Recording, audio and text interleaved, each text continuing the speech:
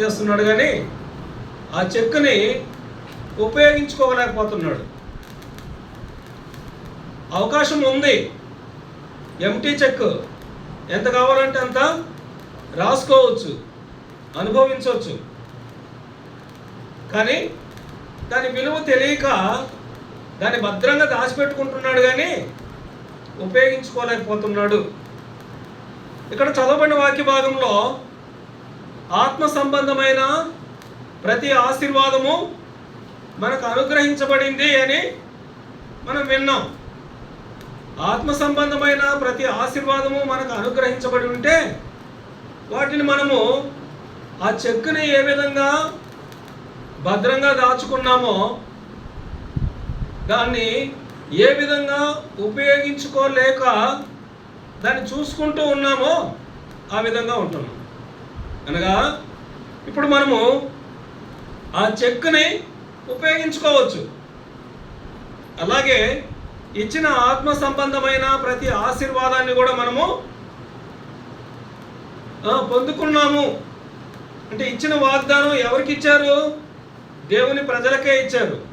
ఇక్కడ రాయబడిన సందర్భము ఎఫెసీ సంఘానికి రాసినప్పటికీ అది రక్షించబడిన ప్రతి విశ్వాసికి ఆ వాగ్దానము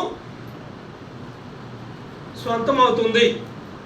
సరే, ఇక్కడ ఆశీర్వదించబడినటువంటి ఒకరిని గుర్తు చేసుకుపోయే ముందు కొరింథీయులకు రాసిన మొదటి పత్రిక 10వ అధ్యాయంలో ఉన్నటువంటి మాటల్ని మరొకసారి చదువుకుందాం. బుద్ధిమంతులతో మాట్లాడినట్లు మీతో మాట్లాడుచున్నాను, నేను చెప్పు సంగతిని మీరే ఆలోచించుడి. మనము ఆలోచించే వారిగా ఉండాలి. ఆలోచించి ఏది మంచి ఏది చెడు అని నిర్ణయం తీసుకునే వారిగా ఉండాలి. మనము దీవించు ఆశీర్వచనపు పాత్రలోనిది త్రాగుట క్రీస్తు రక్తములో పాలు పుచ్చుకొనుటే కదా. మనము విరుచు రొట్టె తినుట క్రీస్తు శరీరంలో పాలు పుచ్చుకొనుటే కదా. మనమందరము ఒకటే రొట్టెలో పాలు పుచ్చుకొనుచున్నాము. రొట్టె ఒకటే కనుక అనేకులమైన మనము ఒక్క శరీరమై ఉన్నాము. ఇక్కడ దీవించు ఆశీర్వచనపు పాత్రలోనిది త్రాగుట అనగా క్రీస్తు రక్తములో పాలు పుచ్చుకొనుట. అంటే మనం క్రీస్తు రక్తములో పాలు పంపులు పొందుతున్నాము.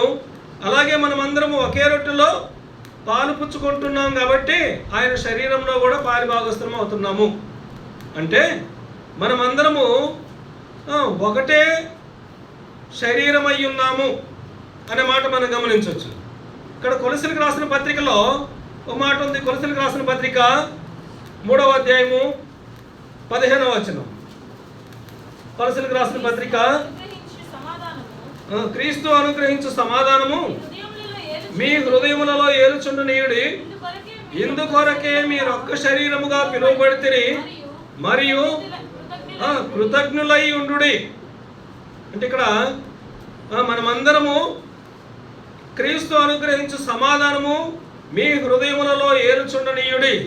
ఇట్టి సమాధానం మన హృదయాలలో ఉండాలి. అంతేకాకుండా ఇందుకొరకే మీరు ఒక్క శరీరముగా పిలువబడితే మరియు కృతజ్ఞులై ఉండుడి. సమాధానం కలిగినటువంటి వారిగా ఉండాలి, కృతజ్ఞత కలిగినటువంటి వారిగా ఉండాలి. అలాగే కొరింథీయులకు రాసిన మొదటి పత్రిక 11వ అధ్యాయంలో చెప్పబడిన రీతిగా 31, అయితే మనలను మనమే విమర్శించుకొని ఎడల తీర్పు పొందకపోదుము. మనలను మనమే విమర్శించుకునే వారిగా ఉండాలి. అందుకే ఇక్కడ మీతో బుద్ధిమంతులతో మాట్లాడినట్లు మీతో మాట్లాడుచున్నాను, నేను చెప్పు సంగతిని మీరే ఆలోచించుడి. మనం ఆలోచించే వారిగా ఉండాలి. సరే, ఆత్మ సంబంధమైన ప్రతి ఆశీర్వాదము మనకు అనుగ్రహించబడింది అని విన్నాం కదా. ఇప్పుడు ఆశీర్వదించబడినటువంటి వారిని ఒకరిని గుర్తు చేసుకుందాం. ఆదికాండము 26వ అధ్యాయము, ఆదికాండము 26వ అధ్యాయం 12వ వచనం. ఇస్సాకు ఆ దేశమందు ఉన్నవాడై విత్తనము వేసి ఆ సంవత్సరము 100 ఫలము పొందెను. యెహోవా అతనిని ఆశీర్వదించెను గనుక ఆ మనుషుడు గొప్పవాడాయను. దేవుని పరిశుద్ధ గ్రంథంలో నూరంతలు ఆశీర్వదించబడినటువంటి వారు ఇస్సాకు మాత్రమే. మరో సందర్భంలో ఆశీర్వాదం గురించి చెప్తున్నప్పుడు 30 60 100 అని ఉపమానం చెప్పబడింది. అంటే ఇక్కడ ఇస్సాకు అయితే 100 ఆశీర్వాదం పొందుకున్నాడు. మరి ఎలా పొందుకోగలిగాడు?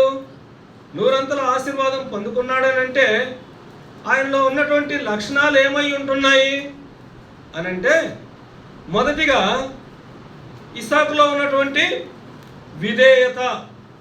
ఇస్సాకు ఆయన చూపించినటువంటి విధేయతను బట్టి ఆయన 100 ఆశీర్వాదాన్ని పొందుకున్నాడు. విశ్వాసిగా ప్రభు వరలో చేవేసే నువ్వు నేను కూడా ఇట్టి 100 ఆశీర్వాదం పొందుకోవాలి. మరి పొందుకోవాలంటే ఈ విధేయతని కలిగి ఉండాలి. ఇస్సాకు ఏ విధేయత చూపించాడు? ఇస్సాకు విధేయత గురించి చెప్పుకుపోయే ముందు ఫిలిప్పీలకు రాసిన పత్రిక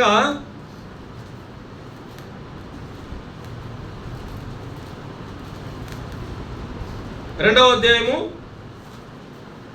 ఫిలిప్పీలకు రాసిన పత్రిక 2వ అధ్యాయము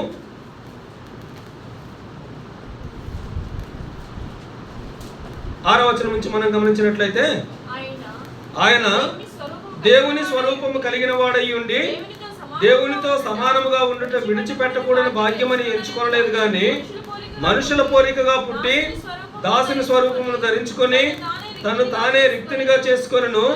మరియు ఆయన ఆకారమందు మనుషుడిగా కనబడి మరణము పొందినంతగా, అనగా శిలువ మరణం పొందినంతగా విధేయత చూపిన వాడై తను తాను తగ్గించుకొనెను.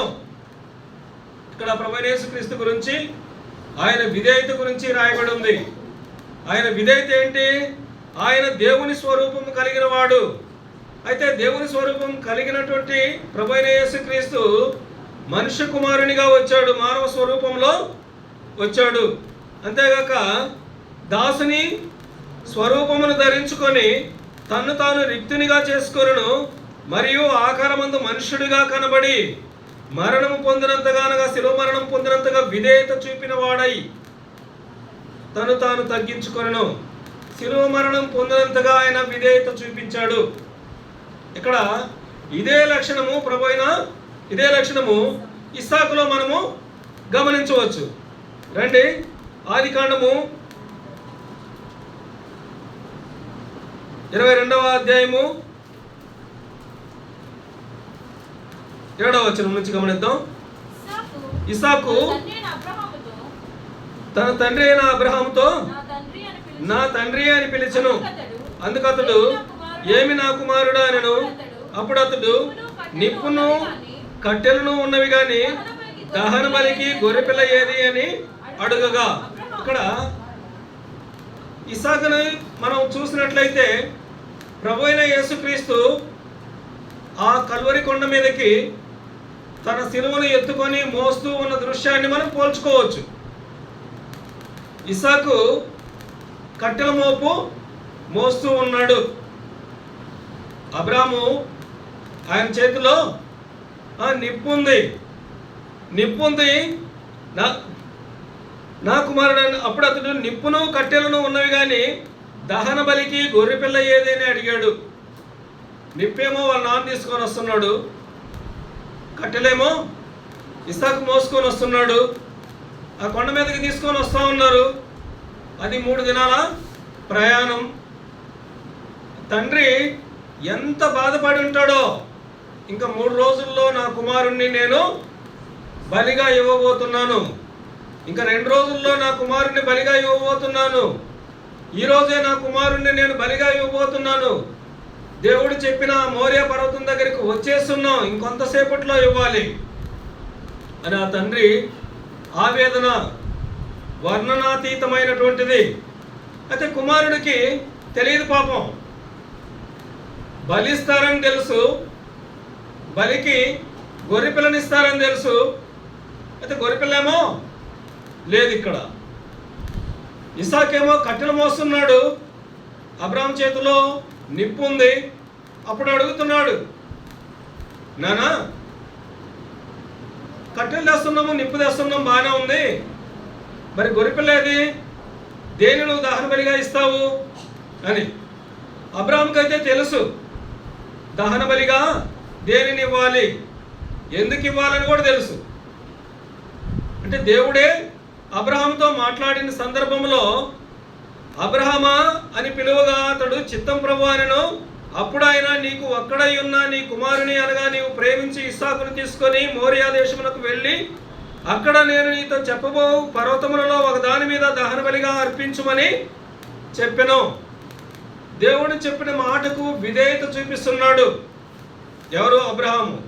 మరి అబ్రహాము కుమారుడైనటువంటి ఇస్సాకు కూడా అట్టి విధేయత చూపిస్తున్నాడు. అంటే తండ్రి దగ్గర ఇస్సాకు ఏమి నేర్చుకున్నాడు? ఈ విధేయత నేర్చుకున్నాడు. సరే, ఇక్కడ ఇస్సాకు అడిగితే అబ్రహాం ఏమని చెప్పాడు? అబ్రహాము, నా కుమారుడా, దేవుడే దహన బలికి గొర్రె పిల్లను చూచుకొనునని చెప్పెను. అలాగ వారిద్దరు కూడి వెళ్ళి దేవుడు అతనితో చెప్పిన చోటికి వచ్చినప్పుడు అబ్రహాం అక్కడ బలిపీఠమును కట్టి కట్టెలు చక్కగా పేర్చి, ఇప్పుడు అంతవరకు కూడా బాగానే ఉంది.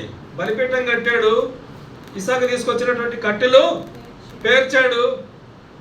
తర్వాత ఇంకా ఇస్సాకుకి అర్థం కాల, ఏది గొర్రెపిల్ల దహన బలికి దేన్ని ఇస్తాడు? మా నాన్న అడిగితేమో దేవుడే చూసుకుంటాడని అన్నాడు. ఏది అని ఇంకా ఆలోచనలో ఉన్నాడు. ఇక్కడ ఇస్సాకు మంచి కుర్రోడే, అబ్రహాము చాలా ముసలాయన. మరి అబ్రహాము ఇస్సాకుని కట్టివేయడం అనేది, ఇస్సాకు ఎదురు తిరిగితే అబ్రహాం ఏమీ చేయలేడు. ఇస్సాకు తప్పించుకొని పోయినా అబ్రహాం పట్టుకోలేడు. కానీ వాళ్ళ నాన్న మాటకి ఎంతో విధేయత చూపించాడు. ఎంత విధేయత! ప్రభువైన యేసుక్రీస్తు శిలువ మరణం పొందినంత విధేయత చూపించినట్లుగా తను తాను దహన బలిగా అర్పించుతున్నా కూడా విధేయుడిగా ఉంటున్నాడు. నన్ను ఎందుకు నువ్వు చంపేస్తావు, నన్ను ఎందుకు నువ్వు బలిగా ఇస్తావు, ఉండు మా అమ్మకి చెప్తా నేను పరిగెత్తిపోయి అని అనలేదు. వాళ్ళ నాన్నకి ఎదురు చెప్పకుండా విధేయత చూపించాడు. చంపివేయబడడానికి కూడా పడుకుంటే పడుకున్నాడు. కత్తి ఎత్తుతున్నా కూడా నానా ఏనా అని కనీసం అడగలేదు. నాన్న ఏం చేసినా అది మంచిదే అని అనుకుంటున్నాడు. నాన్న గురించి మా నాన్న దేవుని స్నేహితుడు, దేవుడు చెప్పబట్టే చేస్తున్నాడు అని గ్రహించాడు. అందువల్లే ఇస్సాకు ఆశీర్వదించబడ్డాడు. తర్వాత రెండవదిగా ఆదికాండము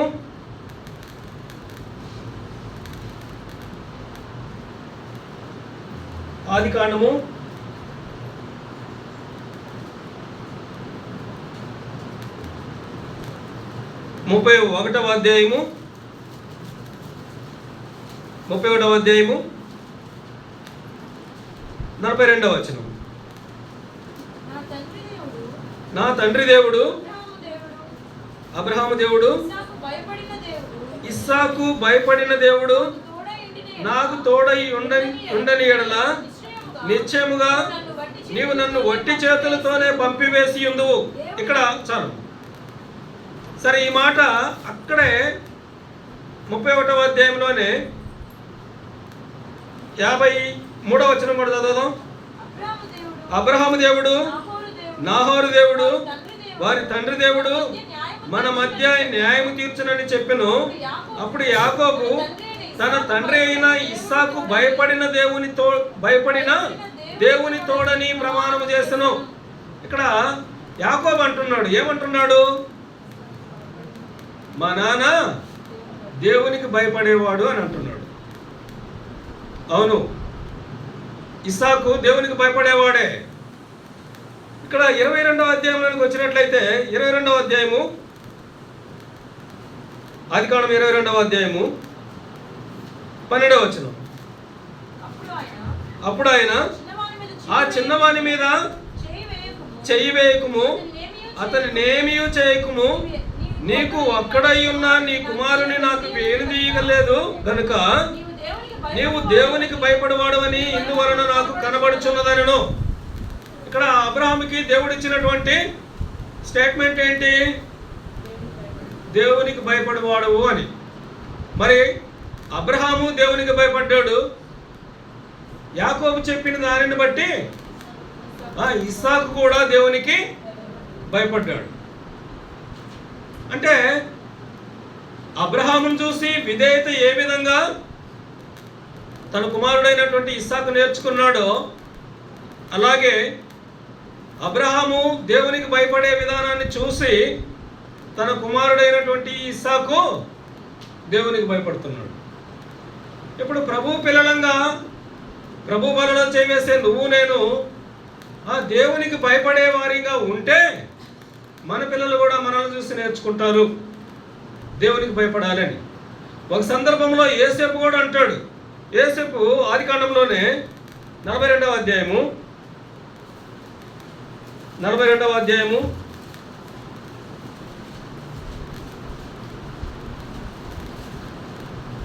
18వ వచనం. 3వ దినమున యోసేపు వారిని చూచి నేను దేవునికి భయపడేవాడును. చాలా యోసేపు కూడా ఏమంటున్నాడు? నేను దేవునికి భయపడేవాడును అని అంటున్నాడు. అంటే దేవునికి భయపడే వారిగా ఉండాలి. మనం ఆశీర్వదించబడాలంటే దేవునికి భయపడే వారిగా ఉండాలి. లూకాసు వార్త 12వ అధ్యాయంలో ఈ మాట మనం గమనించవచ్చు. లూకాసు వార్త 12వ అధ్యాయము 4వ వచనం. నా స్నేహితులైన మీతో నేను చెప్పినదేమనగా దేహమును చంపిన తర్వాత